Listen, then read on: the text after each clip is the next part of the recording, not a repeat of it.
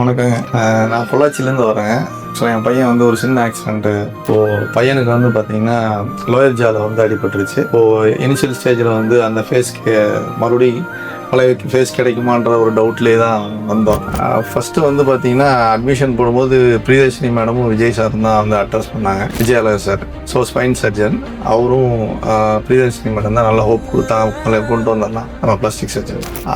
அவங்க சொன்ன மாதிரியே வந்து என் பையனை வந்து பழைய ஃபேஸ்க்கே கொண்டு வந்துட்டாங்க.